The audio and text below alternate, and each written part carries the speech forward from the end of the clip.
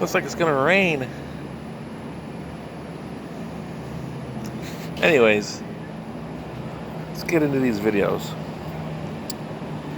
I have never heard that Marvin Gaye song before. I'm surprised, and I liked it quite a bit. Um, it was good. It was entertaining. Nice little groove to it. I liked it. I'm really surprised I'd never heard that. But I guess we'll dive into that one first. I'm not sure. I'm not sure who I'm picking, but that was really good, especially for the first time of me hearing a song. I liked it a lot. Loved the whole the wardrobe. You know, Marvin Gaye died in 1980, 81. I think he was like one of the coolest guys. It's too bad. I would love to see what else he could have done. Very talented, so much soul. Um, I think the only song that I don't like that I've heard from Marvin Gaye is Grapevine. And it's probably because of the stupid dance. Isn't there like a train dance or something? Yeah. A train dance for Grapevine because of the California raisins or something. It really put a bad spin on it, in my opinion. I think if I just heard that song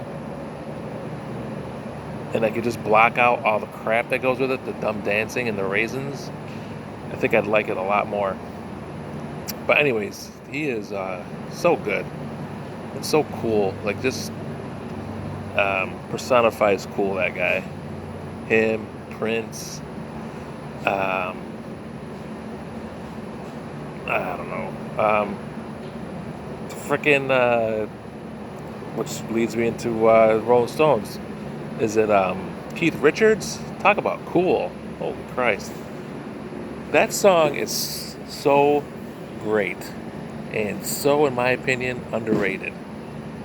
It seems like that's the Stones song that doesn't get a lot of play, but it's really, really good. I like it a lot. I think I was in 4th grade when I first heard that song. I believe it's on Tattoo You. And I remember having, I think, the 45 of that, which I played a lot. And I'll tell you what, that part where he just starts talking, in my opinion, it's a form of rap. And I think that's what, I mean, it's kind of far-fetched, but not really.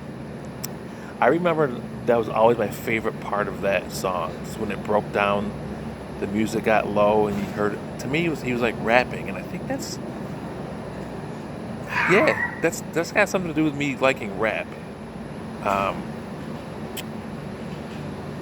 Jam On It was the first rap song that really got me into it. I don't know if you guys know Jam On It by Nucleus. It's so good.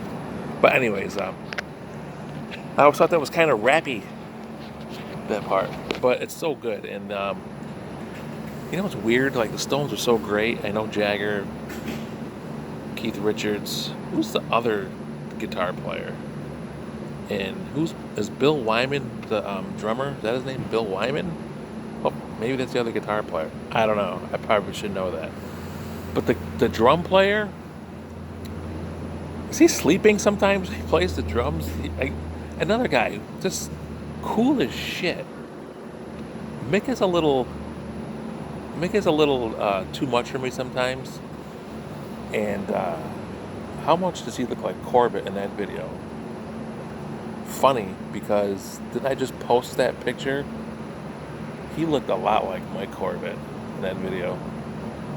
And another thing about Mick, he's the worst, or should I say, he is the best, worst dancer of all time. His dances are so bad, but the confidence that he portrays when he does those dances, like he really thinks he's getting down with it. At the end of that video, when he just started dancing out of the door, it's so bad, but so great. I'm gonna go with the Stones, mostly because I've heard that song so many more times.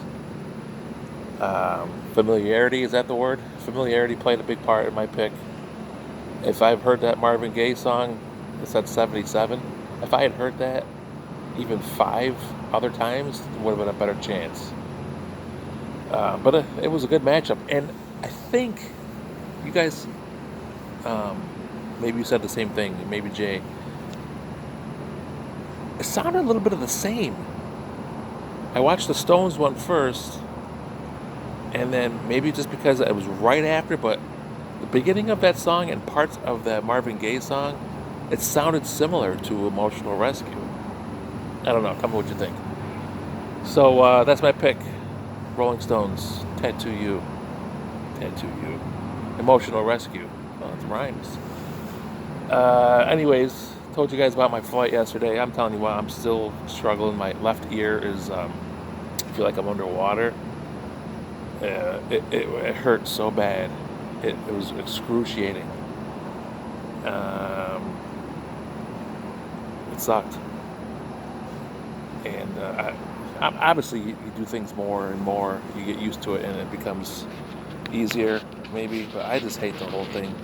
I'm so fucking.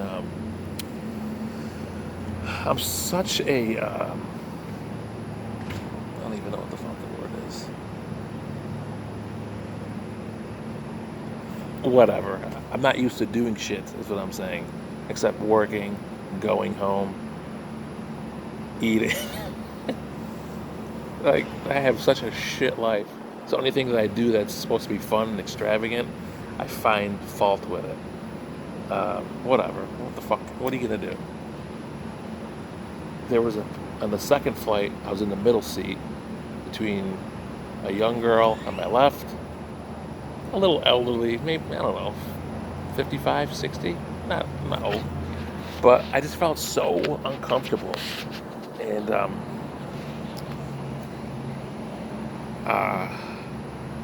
I couldn't get comfortable. It's just terrible. I just fucking hated it. And then finally, when we were getting off the plane, I had a carry-on that I had to put under the seat because there's no fucking room